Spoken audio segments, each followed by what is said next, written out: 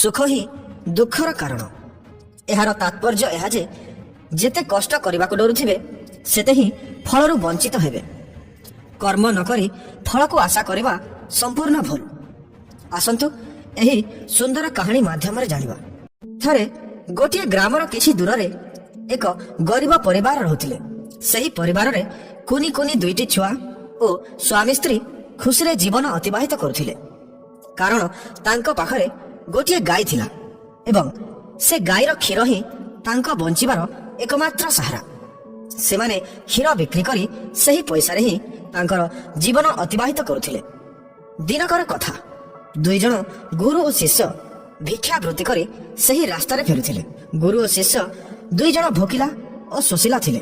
ସେମାନେ ସେହି ଛୋଟିଆ ଘର ପାଖରେ ପହଞ୍ଚିଲେ ଓ କିଛି ଖାଇବା ପାଇଁ ମାଗିଲେ। ସେହି ଘରୁ ଦୁଇ ଦମ୍ପତି ବାହାରିଲେ ଓ ଗୁରୁ ଶିଷ୍ୟଙ୍କୁ ଖାଇବାକୁ ଦେଲେ। ସମୟ ଯେହେତୁ ସନ୍ଧ୍ୟା ହୋଇସାରିଥିଲା, ସେମାନେ ସେହି ଘରେ ହିଁ ବିଶ୍ରାମ ନେବାର ନିଷ୍ପତ୍ତି ନେଲେ ଏବଂ ସେହି ଲୋକଠାରୁ ପରାମର୍ଶ ମାଗି ଗୁରୁ ଓ ଶିଷ୍ୟ ସେହି ଘରେ ବିଶ୍ରାମ ନେଲେ। ରାତିରେ ସେମାନେ ଲୋକଟିକୁ ପଚାରିଲେ ଯେ ତୁମ ଘରକୁ ଲାଗି ଏତେ ସୁନ୍ଦର ଜମି ଲାଗି ରହିଛି, ଏସବୁ କାହାର? ଲୋକଟି କହିଲା, ଏସବୁ ମୋ ନିଜର ହିଁ। ଗୁରୁ କହିଲେ, ଏହି ଜମିରେ ତ କିଛି ବି ଚାଷ କରାଯାଏ ନାହିଁ, ତାହେଲେ ତୁମେ ଚଳୁଛ କେମିତି? ଲୋକଟି କହିଲା, ଗୁରୁଜୀ, ମୋ ପାଖରେ ଗୋଟିଏ ଗାଈ ଅଛି ଏବଂ ସେ ଗାଈର କ୍ଷୀର ବିକ୍ରି କରି ଆମେ ଆମର ଜୀବନ ଅତିବାହିତ କରୁଛୁ। ସେସବୁ କଥାବାର୍ତ୍ତା କରିସାରିବା ପରେ ସମସ୍ତେ ନିଜ ନିଜ କକ୍ଷକୁ ଗଲେ। ଶୋଇବା ସମୟରେ ଶିଷ୍ୟ କହିଲା, ଗୁରୁଜୀ, ଲୋକଟି ବହୁତ ଭଲ, ଆମକୁ ତାର କିଛି ସାହାଯ୍ୟ କରିବା ଉଚିତ। ଗୁରୁଜୀ କହିଲେ, ଠିକ ଅଛି, ଏବେ ଶୋଇପଡ଼। ଅଧ ରାତିରେ ଗୁରୁଜୀ ଶିଷ୍ୟକୁ ଉଠେଇଲେ ଏବଂ କହିଲେ, ଆମେ ଏବେ ରାତିରେ ହିଁ ଏହି ଘରୁ ପଳେଇ ଯିବା ଏବଂ ସାଙ୍ଗରେ ଗାଈଟିକୁ ମଧ୍ୟ ନେଇଯିବା। ଶିଷ୍ୟ କିଛି ବୁଝିପାରିଲା ନାହିଁ। ସାହାଯ୍ୟ କରିବା ଛାଡ଼ି ତାର ଏକମାତ୍ର ଜୀବିକାକୁ ମଧ୍ୟ ଛଡ଼ାଇ ନେବା ପାଇଁ ଗୁରୁଜୀ କହୁଛନ୍ତି, ହେଲେ ଗୁରୁଙ୍କ ଆଦେଶ ମାନିବାକୁ ପଡ଼ିବ। ଗୁରୁ ଶିଷ୍ୟ ରାତିରେ ହିଁ ଗାଈକୁ ସାଙ୍ଗରେ ଧରି ସେ ଘରୁ ଚାଲିଗଲେ। ଏହାପରେ ଅନେକ ବର୍ଷ ବିତିଗଲା। ଶିଷ୍ୟଟି ଗୁରୁ ହୋଇସାରିଛନ୍ତି, ହେଲେ ସେଦିନର କଥା ଶିଷ୍ୟ ଭୁଲି ନାହାନ୍ତି।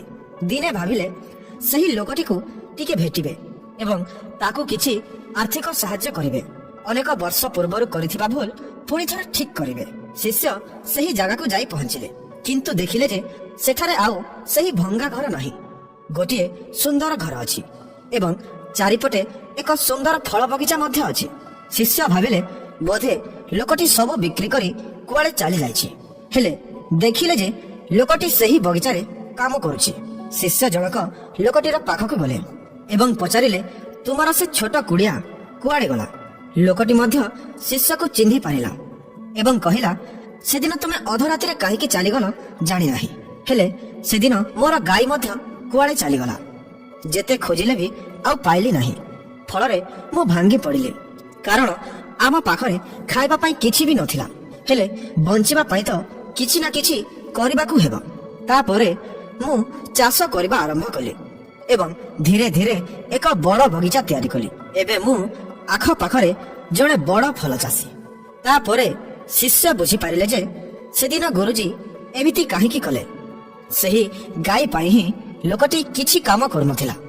ସବୁ ଥାଇ ମଧ୍ୟ ସେ ଗରିବ ଜୀବନ ଅତିବାହିତ କରୁଥିଲା। ଯେତେବେଳେ ଗାଈକୁ ନେଇଗଲେ ଲୋକଟି କଷ୍ଟ କରିବା ଆରମ୍ଭ କଲା ଏବଂ ଏବେ ସେ ବହୁତ ଖୁସିରେ ଅଛି। ତ ବନ୍ଧୁଗଣ, ଆପଣ ମଧ୍ୟ ସୁଖକୁ ପରିତ୍ୟାଗ କରି କଷ୍ଟ କରିବା ଆରମ୍ଭ କରନ୍ତୁ। ଫଳରେ ଯେତେ ଅଛି ତାଠାରୁ ମଧ୍ୟ ଅନେକ ପାଇପାରିବେ।